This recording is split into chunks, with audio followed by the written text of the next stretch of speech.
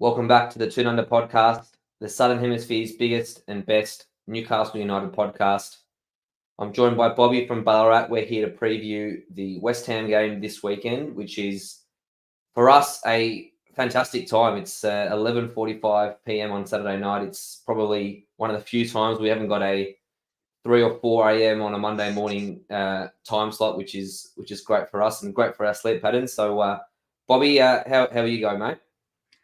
Yeah, good. And it coincides with 4 days off as well with the Easter long weekend. So, mate, you couldn't ask for anything better than having an 11:30 game for Newcastle.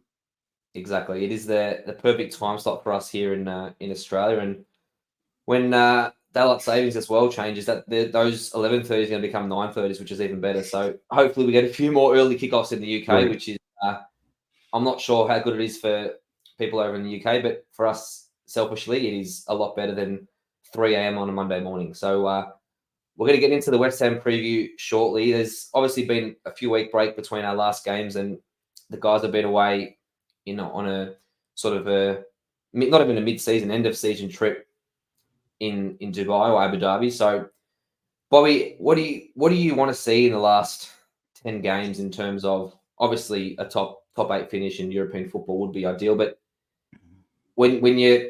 when you look at the season that we've had, it's obviously been up and down. It's been probably a little frustrating. Do you see this last 10 game period as a launch pad for us to potentially end the season with something tangible? Yeah, it's hard because, and we'll touch on it later, another injury to us. So it's been the season from hell in that respect. And we don't have enough soldiers on the park to talk about what we were talking about last season. But every game's important, and every finishing off this year, as good as can be, will be really important, not just for our own confidence and the launch pad for next season, but also for summer signings. I don't think we want to be drifting away down the table because it might turn a few players off joining us. We've got the attraction of being the richest club in the world with the ownership, and the plans and stuff will attract some people, even though we're not in Europe. But I think if we finish with the top 8, at a pinch top 7 spot, it will just attract that next level for us. And I think it's always important. But my worry is, and what I want to see is no more injuries and get some players back in and play, a few games at the end of the year. Yeah, it's just a revolving door at the moment. You touched on Miley. I mean, he was picked for the youth squads for England, and he's picked up an inevitable injury, and it looks like it's a back injury, which probably is going to keep him out for the rest of the season. I mean, it is always a risk with young players when they're still developing their body and their physique. Back injuries, stress fractures are very common, especially someone of his size. I mean, he's not short. He's actually quite tall. He's lean. Back injuries could be a concern for someone of his physique, and he's played, in my opinion, way more than he ever should and he ever would have if we had a normal injury list. And I've got no doubt that the overload of games that he was playing through December, January has contributed to this back injury that he's got now. And his body has probably just said, "Oh, it's had enough." And I would be wrapping him up in cotton wool. And even if he is fit towards the last 3 or 4 games, I wouldn't even bother playing him because he's too important. I think in his future is important, obviously, and for us going forward, I don't really think it is worth the risk in terms of him having a long-term injury to his back. We saw how long Elliot Anderson's been out for. He's virtually been out for 4 or 5 months. He's only now starting to come back from his stress fractures as well. So for me, it's frustrating, yes, but it's something that we've come to expect. It's sort of every time there's an international break or every time there's some sort of gap between games, we think, okay, this is a time to get our players fit, to get teams back, to get the team back to some sort of normality, and it just doesn't happen. So it's going to be one of those seasons, and we've just got to ride it out, and hopefully there's not too many more injuries because you're right, we're running out of soldiers, and we're struggling to feel a consistent team, and that midfield 3, which looked tired. I mean, Longstaff, Eddie has already said, Longstaff's playing with an injury.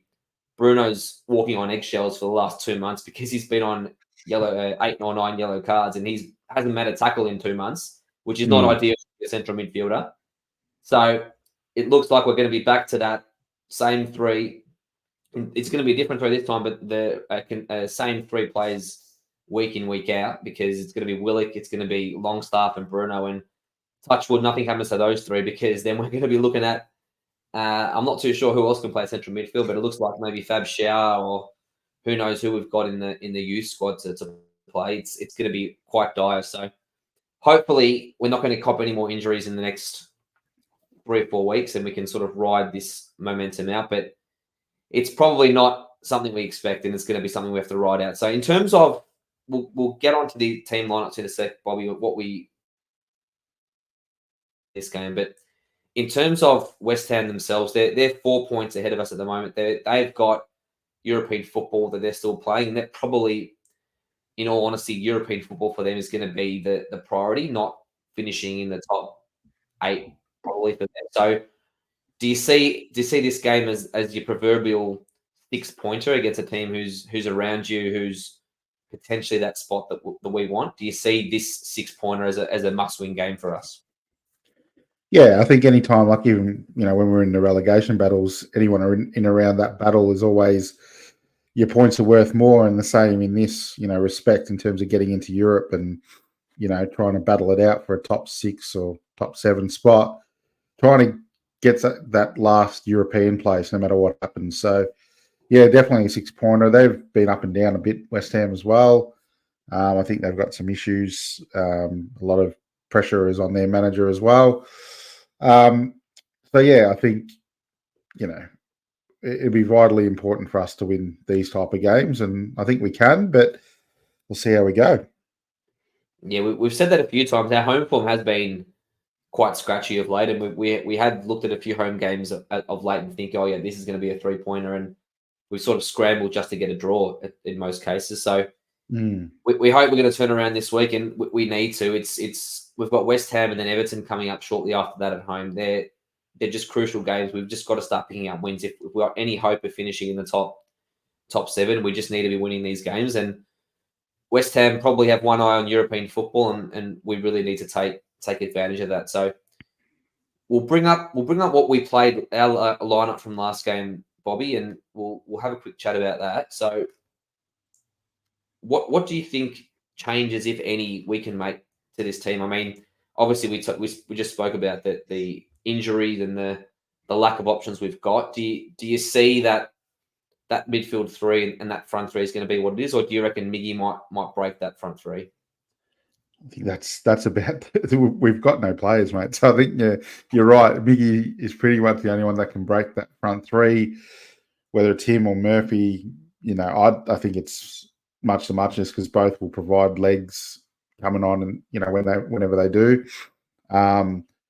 Gordon back from international break as well. We've got to worry. You talked about before the load on these types of players. Yeah, mate, they've all copped the load. Like you're absolutely spot on with Miley playing way too much and his body shutting down. But that's a fear I've got with all of them, and just how bad is Longstaff's injury, and will anything worse happen to him?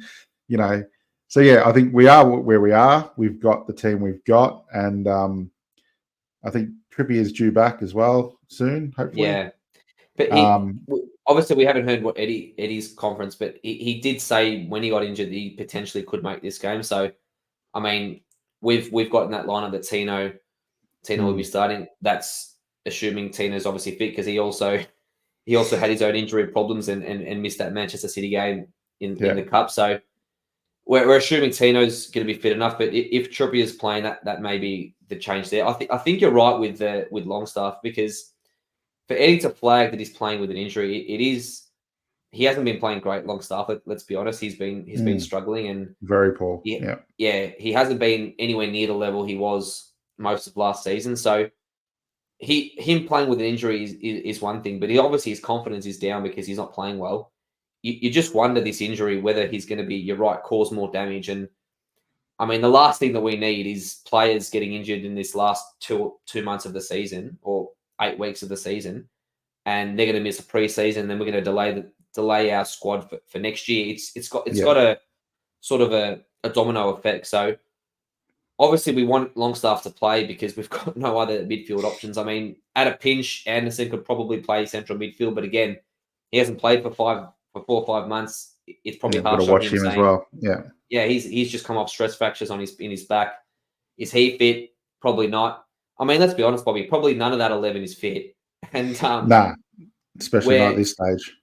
exactly, and we're sort of going to be praying and doing whatever dances we need to do, rain dances and voodoos to make sure no one else gets injured before the end of the season, because we are on our last legs, and it would be, in my opinion, to be a big shame for us to sort of peter out now, because the cup's obviously gone. We can't do anything in any cup competition. There is still a carrot of European football, and it would be a shame if we petered out and not attack that. So it is a big chance for us at home against West Ham. And you mentioned Gordon. When he went away with England, what was your thought? That that's great for Gordon. He's got his deserved cap, or were you thinking, geez, he only 2 weeks ago was thought knee injury out for 6-7 weeks, and all of a sudden he's playing for England? Were you worried that he was going to get a dreaded injury on international duty? Yeah, it was both really. Like, I think, so proud of him to make the England squad. He deserved it. He's had a tremendous season, and I think we all stuck up for him when we signed him. A lot of us, knew the potential, and he was copying it from all sides and all this sort of shit. But so that side of it, we're very proud. But the first thought is, oh, not another one. Like, he's just been injured. He's going to go to England. He's going to injure himself, and he didn't. And then we get the news that Miley had. So it's just, it's been a disaster. I don't know what black cat we run over. I don't know who's done it. Eddie Howe, maybe, early in the morning start, he didn't see it and direct us now. But you look at this time last season, we were going from strength to strength. It seemed our players got fitter and stronger, and we were power running over every team by this stage. Yeah. Now it's, you're looking at our team and then we get walked through because we've been injured. We're carrying knocks. Our fitness isn't great. So, I worry about the end of this season, Dimi, for your reasons, because A, I don't want to peter out, but B, we have a Bruno or a Longstaff or a Willick or a Gordon get a long-term injury. That's next season rooted too. So, there's a lot our fans have got to worry about in the next 8 weeks, I think. Yeah, and we've already seen Sven Botman. I mean, he openly admitted that he was playing with an ACL injury or potential ACL injury for the last 3 or 4 months, and amazing. I'm not sure if it was misdiagnosed or what happened there, but for me, that's a massive red flag to what's happened with his management. He hasn't looked the same player probably all season, let alone in the last couple of months. And you worry how many other players are playing with similar injuries that could flare up. And we obviously talk about Longstaff. We've seen the injury issues that Isaac has had this season. God forbid he goes down. I mean, I'm not talking to an existence, but God forbid something happens to him, because Callum Wilson, we already know that he's permanently crocked and he cannot play a consistent season.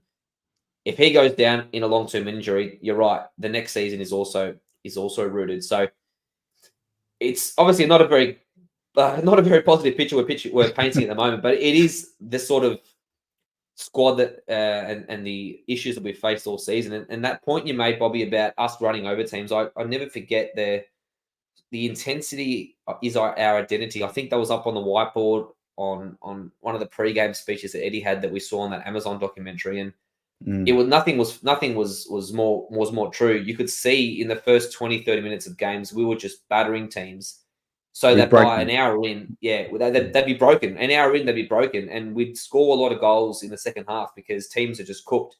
They couldn't go with us. We're making substitutions as well, so we're bringing on fresh players who are fit, firing, in form. I mean, there was a time we were bringing on Callum Wilson, I reckon, for about a month and a half off the bench, and he was scoring virtually every game. Yeah. And we had that luxury where Isaac would play an hour, Wilson would come on, either join him or replace him. And it was hard to stop. And it's obviously a similar team we've got this season that we've had to play, but the problem is we haven't had the depth and we haven't had the injury luck. We've obviously had more games, and this is the result, and our system has completely failed us. And unfortunately, it's looked as bad as it has recently. So this week is less excuses, I think, for us, because we've had a 2-week break. But again, 2 weeks off is not going to do much for players who have played 40 odd games already, and their bodies are flagging. So Mm. let's bring up the West Ham lineup, Bobby, and that was this lineup that we've just brought up on the screen was how they played their last Premier League game. I'll just go through it quickly. So they had Areola in goal, Emerson at left back, Zuma, Mavropanos, and Kufal at the back, Suchek, Alvarez, Paqueta in the midfield, and then Bowen, Kudus, and Mikel Antonio up front. So that lineup on paper reads quite well, but West Ham have had obviously their own troubles this season. They've been pretty inconsistent. They've had very good results. They've had very poor results. There was a time that David Moyes was probably odds on to get sacked, and he sort of just missed the sack a couple of times probably this season. And his European or West Ham's European form has probably kept him in a job. And depending on how they go in that competition and how they finish the league, there's probably a good chance that he doesn't continue with West Ham next season, which is probably a little bit harsh on him considering he did win them a trophy last season, and a couple of years ago they did have a fantastic season finishing in the top 6. So when you look at that lineup, Bobby, for West Ham, where do you see as the real strength and the threats that we need to face on that we need to deal with on Saturday night? They've got such terrific skilled players in the front half. I think all of them look like on a day they could tear us apart. Yeah. The way we're playing, Jared Bowen has done in the past to us. Yeah. Paqueta, we know his qualities. We were after him, and he has had a terrific season, I think. Alvarez, to me, was the player I think we spoke about him in one of our transfer pods that we wanted. He'd suit our system. He'd suit what we needed. So he's a wonderful player. I think we can score against them. I think that's one of their weaknesses. I think that they're open to be scored against, but I just look at their attacking half and I think, Lascelles, Byrne, Shah, who's carrying injury, walk me through our midfield of Bruno, who doesn't lay a tackle anymore, and Longstaff, who's injured. Yeah. Yeah. It depends on what West Ham turn up. That's basically it. If they come in wanting to perform and turn it on, then we're in trouble. But they haven't been lately, so who knows? Yeah, they were quite in the last Premier League game. From memory, they were quite unlucky. There was that dodgy late VAR call that disallowed their goal. There was our compatriot Jared Gillette all over that one, and he was in the one I think in the VAR room that disallowed that goal after about an 8-minute review, which was ridiculous. So they got a 1-1 draw in the end against Villa. But you're right, the front. So let's call it the front four with Paqueta. It is very, very dangerous, and it's unfortunate that we had a team last season, or really the last 2 seasons with Eddie, that defensively we were very solid, and most games we'd look at, we say, yep, we can handle most teams, and we're not going to be open and conceding goals left, right, and centre.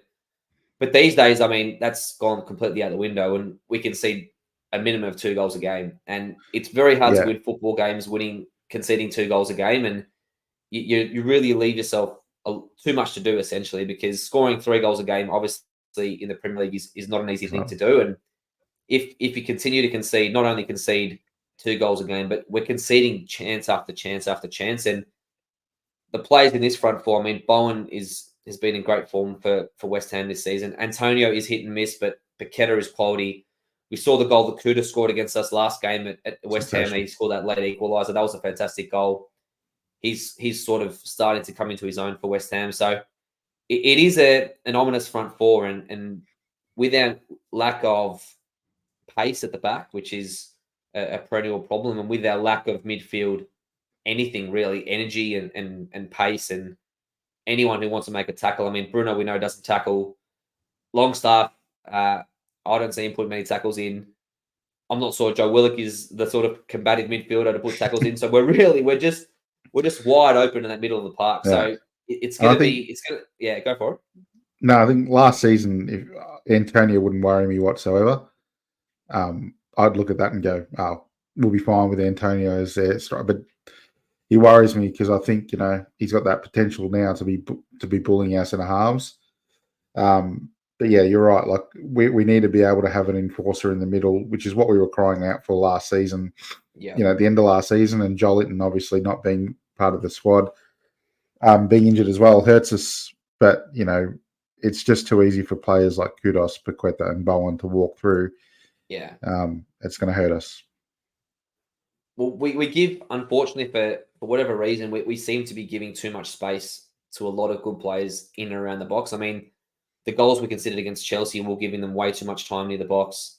It was similar against Manchester City in the Cup. I mean, the goals were deflected, but there was still too much time given for Bernardo Silva to just walk into the box and to score those 2 goals. So it is a worry, and it's not the right mentality to have going into games and worrying about how many goals we're going to concede and not feel comfortable at the back. And that sort of inconsistency, or really consistent poor defending, can become a bit of an epidemic in the team, and the confidence or lack thereof you can see is within the team now. We're not defending with confidence. The goalkeeper, I mean, Dubravka hasn't been terrible at times, but he hasn't been projecting confidence for the rest of the team, and it just spreads. And the uncertainty that we show at the back, really for most games, is very worrying. And any uncertainty with these sort of guys around Bowen, Paqueta, they're going to punish you. So that's going to be our big challenge on the weekend. And the only hope that I'm sort of hanging on to is West Ham are still in European football, and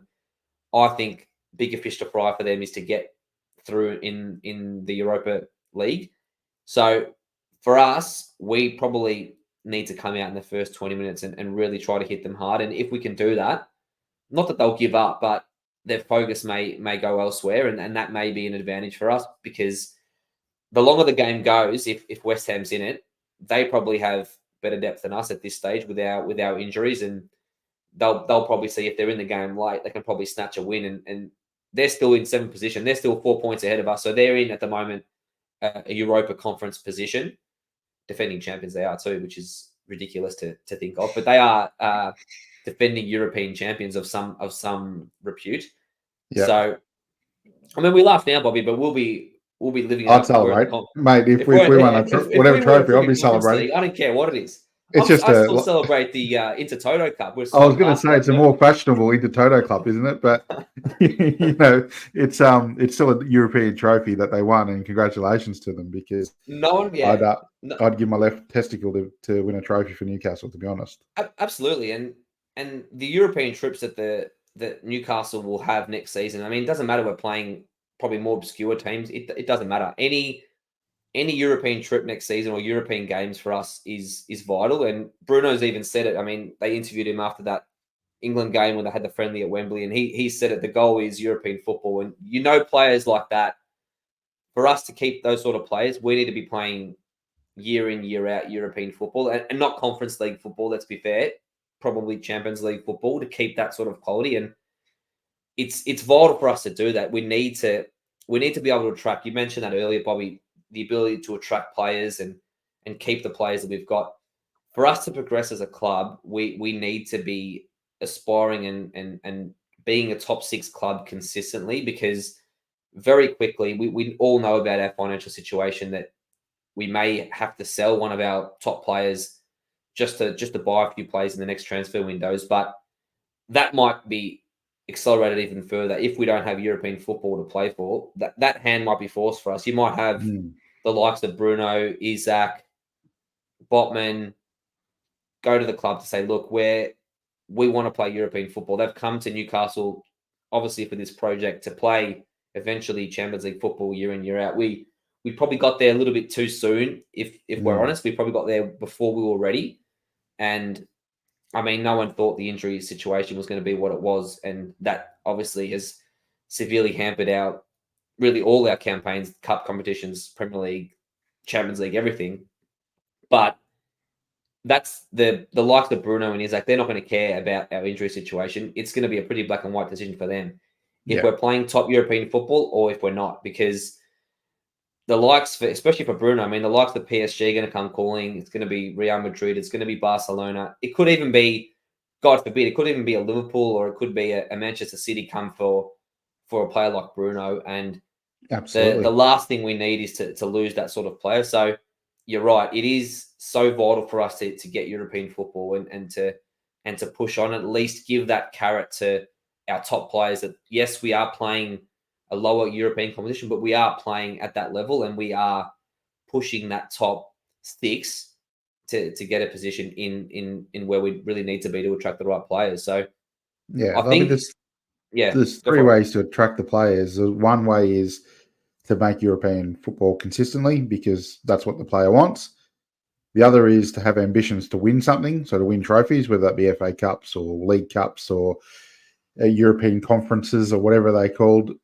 Win something, have the aspiration, so they believe that they're on a winning team. And the third way is to attract similar vein players. So we've got to attract more Brunos and Botmans and Isaacs, which I think, Tonali, I think, was that level.